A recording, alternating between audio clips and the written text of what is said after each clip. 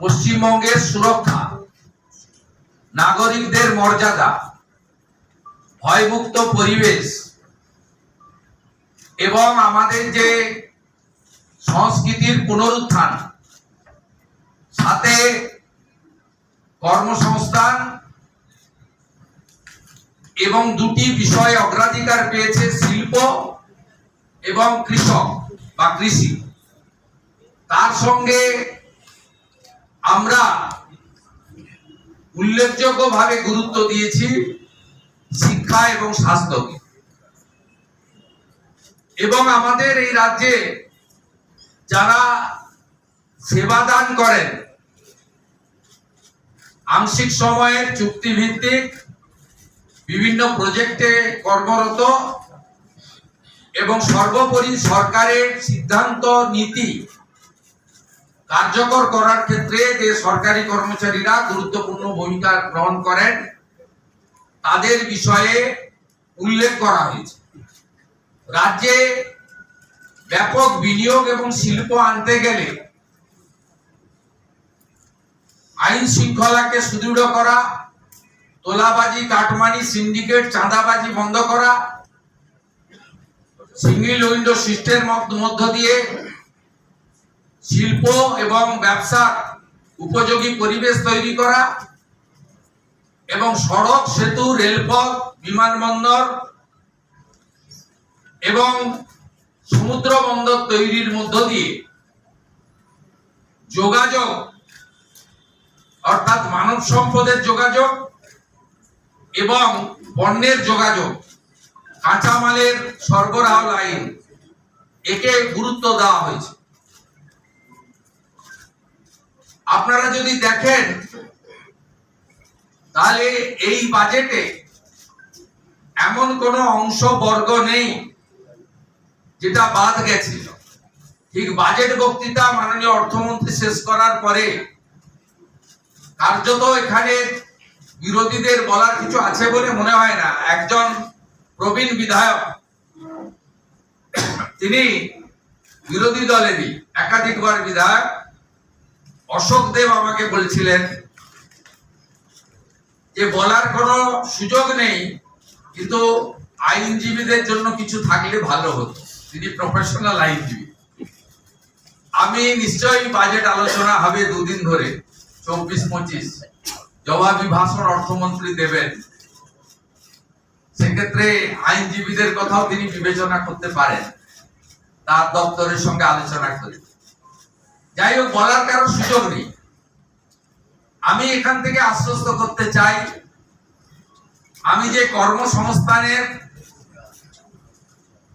তিনটে ত্রিফলাই বলা যেতে পারে, এই তিনটে দিক আমি অনেকদিন ধরে বলছি। ত্রিধারা বলার বদলে ধারাটাই অ্যাপ্রোপ্রিয়েট, বা ত্রিশক্তি, ত্রিশক্তি, ত্রিধারা।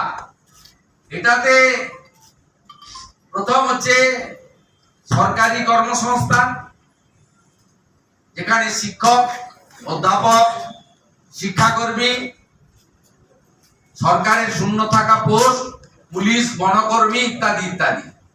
পরিষ্কার আমরা বলেছি এই অর্থবর্ষে 1 লক্ষ নতুন নিয়োগ হবে, 20,000 পুলিশে এবং 50,000 শিক্ষক, শিক্ষিকা, শিক্ষাকর্মী, অধ্যাপক এবং আমাদের অন্যান্য যারা শিক্ষা প্রতিষ্ঠানকে সেবা দান করেন, 50,000-এর কথা বলা হয়েছে। বাকি 30,000-এর ক্ষেত্রে সরকারি অফিসগুলো ডাটা এন্ট্রি অপারেটর, চুক্তিভিত্তিক লোকেদের দ্বারা চলছে। সেখানেও যে যে দপ্তরে যেমন যেমন ভ্যাকেন্সি আছে তাকে পূরণ করা হবে। সবচেয়ে বড় কথা, বাজেট বক্তৃতায় অর্থমন্ত্রী বলেছেন নিয়োগে কোনো রাজনৈতিক লোক নিয়োগ কমিটিতে থাকছে না, ইউপিএসসি কে ফলো করবে পশ্চিমবঙ্গ সরকার।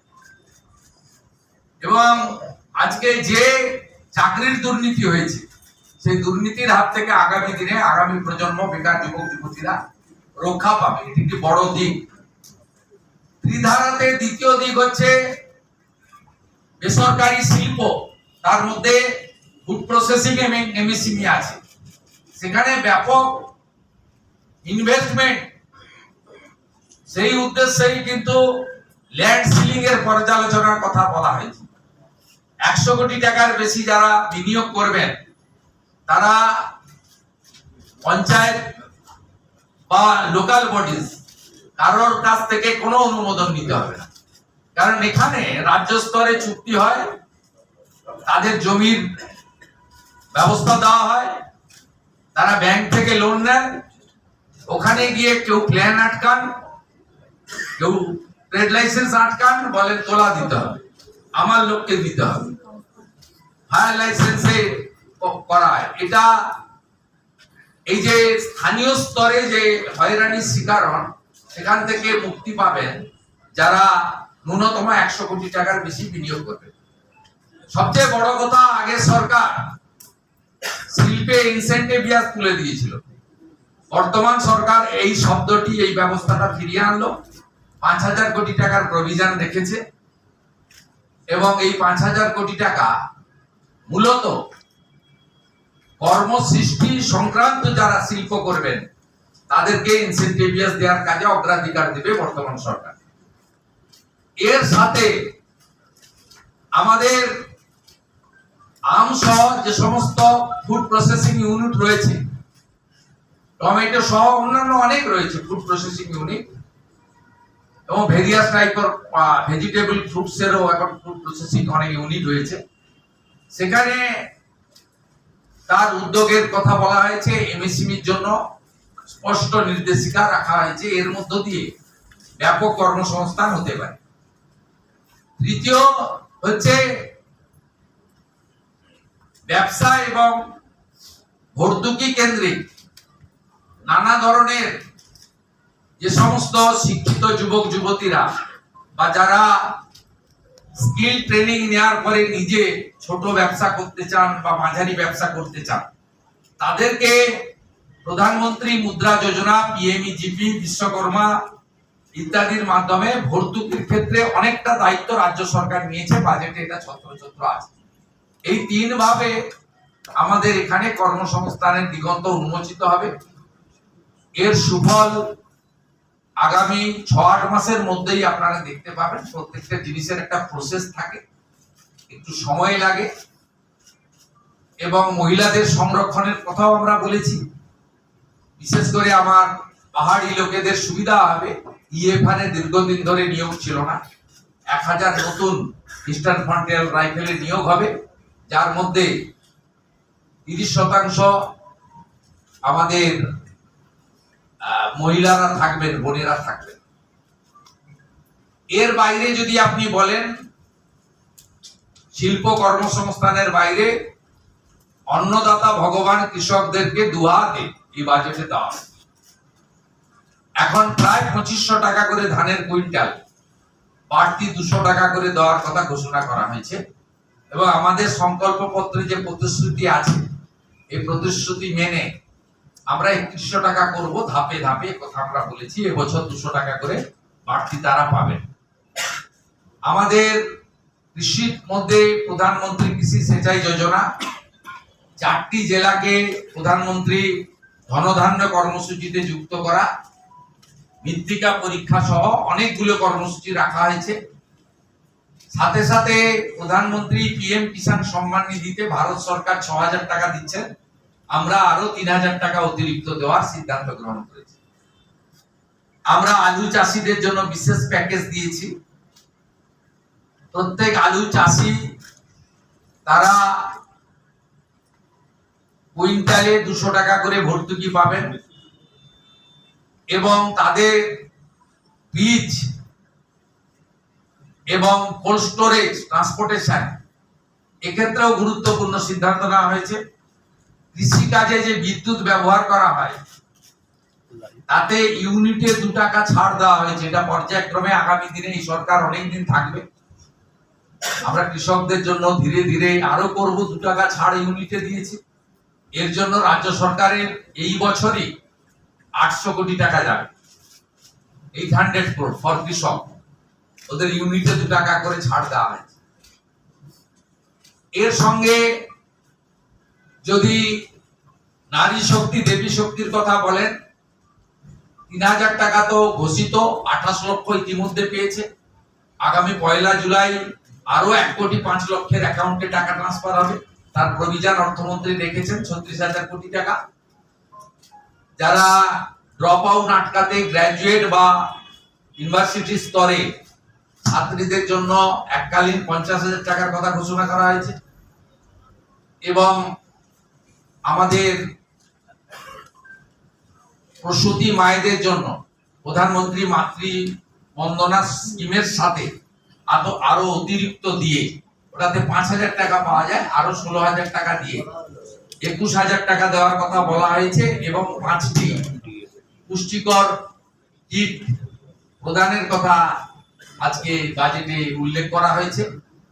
এবং সরকারি বাসে তো 0 ভ্যালু টিকিট ইতিমধ্যে চলছে, তার একটি পিঙ্ক কার্ড প্রবর্তনের কথা বলা হয়েছে, যাতে প্রকৃত যারা পান তারা পান, মানে এই সুযোগটা পান। মহিলাদের জন্য মহকুমা ভিত্তিক একটি থানা, তাদের সুরক্ষার জন্য দুর্গা স্কোয়াড অফিসারদের দিয়ে বানানো, আর কনস্টেবল জওয়ানদের দিয়ে, মহিলা পুলিশ কর্মীদের দিয়ে 2টি ব্যাটালিয়ন বানানোর কথা আমরা ঘোষণা করেছি, যেটা আপনারা কিছুদিনের মধ্যেই দেখতে পাবেন। কারণ আমরা পুজোর আগে 16,000 নতুন কনস্টেবলকে রাস্তায় নামাচ্ছি। ওবিসি জটে আটকে ছিল 12,000 রাজ্য পুলিশের, 4,000 কলকাতা পুলিশের। আমরা নারী সুরক্ষাকে অগ্রাধিকার দিতে চাই এবং বহু জিনিস রয়েছে, মহিলাদের শিক্ষা, তাদের সুরক্ষা, অর্থনৈতিকভাবে পিছিয়ে পড়া মহিলাদেরকে অর্থনৈতিক সাহায্য করা, বিবেকানন্দ মেরিট স্কলারশিপের মাধ্যমে শিক্ষিত মেধাবী দরিদ্র ছাত্রছাত্রীদেরকে উৎসাহিত করা, আইএএস, ডাব্লিউবিসিএস, আইপিএস সহ নানা ধরনের ইউপিএসসি বা পিএসসি কেন্দ্রিক পরীক্ষার প্রস্তুতির জন্য 30,000 টাকা করে এককালীন সহায়তা করা, এ ধরনের নানা স্কিম রাখা হয়েছে। আমার যুবক ভাইরা, আপনাদের জন্য আমরা আছি। 3,000 টাকা করে অক্টোবর মাস থেকে পাবেন গ্র্যাজুয়েট যুবকরা। আর যারা গ্র্যাজুয়েট নন, যারা ন্যূনতম শিক্ষা বা একটা শিক্ষা নিয়েছেন, তার পূর্ণাঙ্গ গাইডলাইন আমরা বের করব, তারা 2,000 টাকা করে পাবেন। এক্ষেত্রে বাজেট বইতে যেটা আছে সেটা হচ্ছে, মাসে যারা 1 লক্ষ টাকার বেশি রোজগার করেন, ইনকাম ট্যাক্স পে, তারাই এই সুযোগ পাবেন না, এটা বছরে নয়, এটা ক্লিয়ার করতে চাই। অর্থাৎ যাদের পরিবার মাসে 1 লক্ষ টাকা করে রোজগার করেন, তারা তো ইনকাম ট্যাক্স ছাড় আছে আপ টু 1 লাখ, 1 লাখের উপরে ইনকাম ট্যাক্স দিতে হয়। আপনারাও আমাদের সঙ্গে একমত হবেন, 1 লক্ষ টাকা যে পরিবারের রোজগার আছে তার নিশ্চয়ই এই ভরসা স্কিম নেওয়ার দরকার হবে না, সেটাই বলা হয়েছে। এটা কিন্তু বাৎসরিক ইনকামের ক্ষেত্রে প্রযোজ্য হচ্ছে না। সরকারি কর্মচারীদের ইতিমধ্যে বকেয়া এরিয়া, আগের সরকার কিছু দিয়ে গিয়েছিল, আমরা আসার পরে কিছু দিয়েছি। 16 থেকে 19 কার্যত প্রায় ক্লিয়ার হয়ে গেছে। এবারে ওদের বাকি 8 থেকে 15 আছে, সেটাও ফান্ড অ্যাভেলেবিলিটির উপরে আমরা দিয়ে দেবো, কর্মচারীরা অ্যাসিওর থাকতে পারে। কারণ আপনাদের আন্দোলনের আমিও একটা পার্ট ছিলাম। আপনাদের কেন্দ্রের সঙ্গে রাজ্যের তফাৎ ছিল 42%, আমরা 20% ডিক্লেয়ার করে দিলাম, অক্টোবরে পেয়ে যাবেন, অক্টোবর থেকেই পেয়ে যাবেন। এবং আপনারা এতদিন ধরে আপনাদের অনেক কথা বলেছেন, প্রাক্তন মুখ্যমন্ত্রী অপমান করেছেন, ভিক্ষা দেওয়ার মতো 2% 3% দিয়েছেন, কখনো বলেছেন ঘেউ ঘেউ করবেন না। আমি আপনাদের বন্ধু হিসেবে কথা দিচ্ছি যে আর কয়েকটা আমার সময় দেন, অর্থমন্ত্রী অর্থ রাষ্ট্রমন্ত্রীকে পাশে নিয়ে, যে আমরা একবার করে দেবো, দ্রুততার সঙ্গে করে দেবো, একটু সামলে নিতে দেন। মাত্র 1.5 মাস বয়স এই সরকারের, এবং বিপুল ঋণের বোঝা আছে, সব দিক সামলে এগোতে হচ্ছে। আপাতত 20% আপনাদের দিলাম, পুজোর মাসেই অ্যাকাউন্টে পেয়ে যাবেন। আমরা পুজোর মাসেই আপনাদের অ্যাডভান্স অ্যাকাউন্টে ঢুকিয়ে দেবো, অক্টোবর মাসে 20% দিয়ে। এবং বাকি যে গ্যাপ থাকলো 22%, সেটাও ধীরে ধীরে ধীরে ধীরে অপেক্ষা করুন আরেকটা বাজেট পর্যন্ত, ডক্টর স্বপন দাশগুপ্তর আরেকটা বাজেট পর্যন্ত আমি আছি সাথে, আপনাদের কোনো অসুবিধা হবে না। 7th পে কমিশনের কমিটি করে দেওয়া হয়েছে, সহযোগিতা করুন। আমি টার্গেট বেঁধে দিয়েছি, ডিসেম্বরের মধ্যে পে কমিশনের রিপোর্ট দিয়ে দিবে, তাহলে জানুয়ারি মাসে আপনাদের কার্যকর করে দেবো আমরা। 7th পে কমিশন কার্যকর হলে আগামী অর্থবর্ষে অর্থাৎ 28-29 অর্থবর্ষে 8th পে কমিশনেরও কাজ, যা দিল্লিতে কেন্দ্রীয় সরকারের আয়োজন হয়েছে, আমরা সেটাও বিবেচনার সঙ্গে দেখব। আমি কোন কথা ছাড়ি আর কোন কথা বলি, মূল কথাগুলো বলে গেলাম আপনাদের এখানে। এবং আপনারা নিশ্চিন্ত থাকুন, সবাই সহযোগিতা করুন। প্রচুর দুর্নীতি হয়েছে। বিধবা ভাতা পেয়েছে পুরুষ, লক্ষ্মীর ভান্ডার পেয়েছে পুরুষরা। এভাবে সরকারি টাকা দেয়া যায় না। অনেকে সোশ্যাল মিডিয়া অনেক জ্ঞান দেন, আমরা শুনি দেখি, তো অপেক্ষা করুন না। একজনকে তো 34 বছর দিয়ে দিলেন, তালা লাগানোর কাজ ছাড়া আর কিছু করেন। চিরকুটে চাকরি দিয়েছে পার্টির ক্যাডারদের, আর একদল 15 বছর সাদা খাতায় চাকরি দিয়েছে। এরাই এখন বড় বড় কথা বলেন, ভাষণ দেন, সোশ্যাল মিডিয়ার প্ল্যাটফর্মকে ইউজ করেন এবং একটা বিশেষ সম্প্রদায়ের লোকদের উস্কানি দেওয়ার কথাবার্তা বলেন। এই সরকার বাংলার সংস্কৃতি ফিরিয়ে আনার জন্য হেরিটেজ কমিশনকে পুনরুজ্জীবিত করা, আমাদের মঠ মন্দির সংস্কারের জন্য উল্লেখযোগ্য সিদ্ধান্ত নিয়েছেন। 3000 কোটি টাকা বরাদ্দ রাখা হয়েছে। আমরা তীর্থক্ষেত্র সার্কিট, প্রভু শ্রী চৈতন্যদেব সার্কিট, আমরা এগুলো করব। এই সংস্কৃতিকে কেউ অস্বীকার করতে পারবে না। আমরা এই সংস্কৃতির জাগরণ ঘটাবো, কারণ এই রাজ্য শুধু সাংস্কৃতিক রাজধানী নয়, এই রাজ্য আধ্যাত্মিক রাজধানী। পশ্চিমবাংলার আধ্যাত্মিকবাদের জাগরণ কালকে প্রধানমন্ত্রী শুরু করে দিয়ে গেছেন।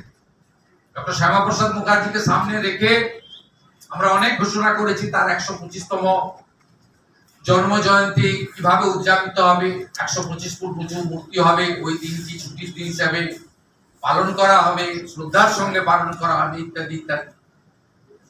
বিশেষ বিশেষ কয়েকটি বিন্দু উল্লেখ করব।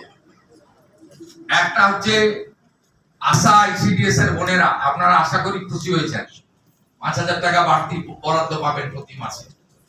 আপনারা 4000 টাকা চাইতে গেছিলেন, প্রাক্তন মুখ্যমন্ত্রীকে লাঠি মেরেছিল।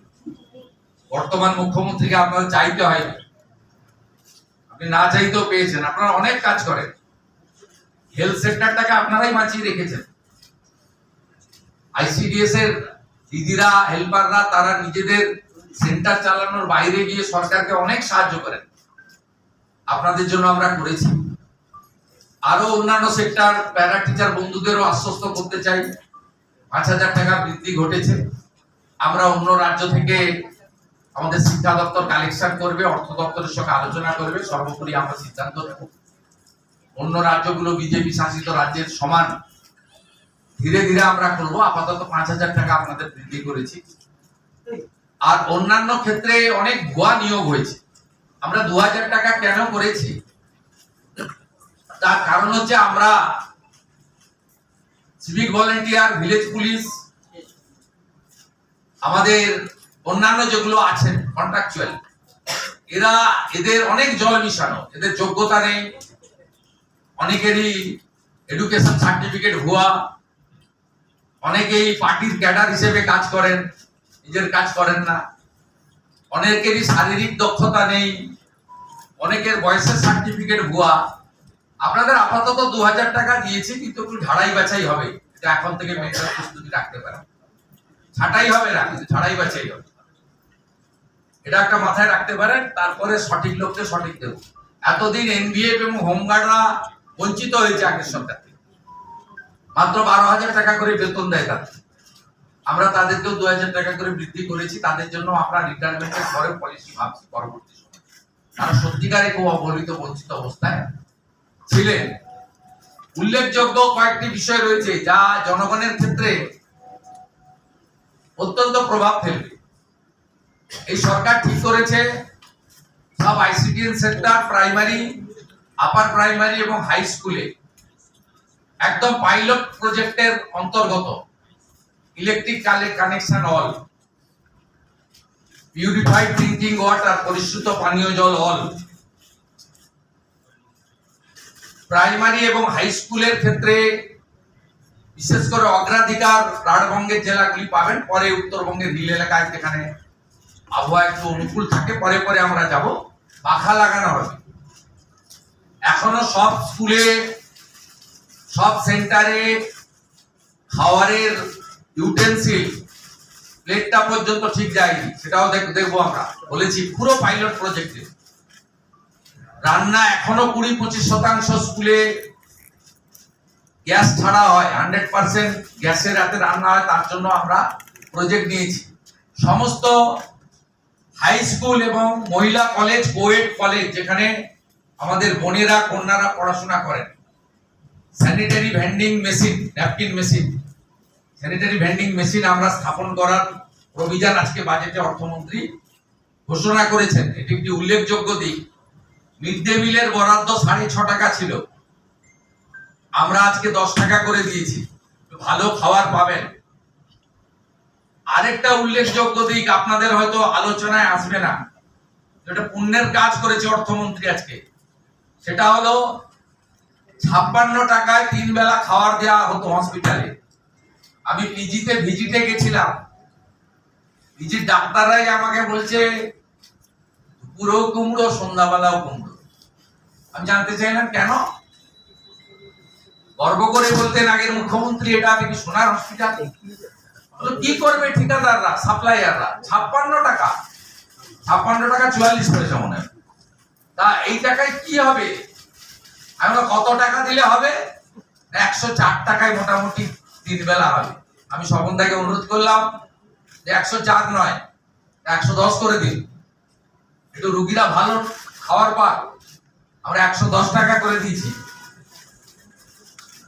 হসপিটালে কোনো নেতা, মন্ত্রী, এমএলএ, কোনো শিল্পপতি, কোনো কোটিপতি লোকের, কোনো মিডিয়া চ্যানেলের এডিটর, ডেপুটি এডিটরের বাড়ির লোকেরা যায় না, তারা প্রাইভেটে যায়। অত্যন্ত গরিব মানুষগুলোকে ওখানে যেতে হয়। আজকে 110 টাকা করে ডায়েট করে দেওয়া হয়। আর কি বলবো, বলে তো শেষ করা যাবে না। স্বপনদাই অনেকগুলো পেজ ছাড়তে 90 মিনিটে থেমেছে, আর আমি 15-20 মিনিটে মোটামুটি বলে এলাম। বাকিটা ভালো করে পড়বেন, সব পেয়ে যাবেন। আমরা কথা দিই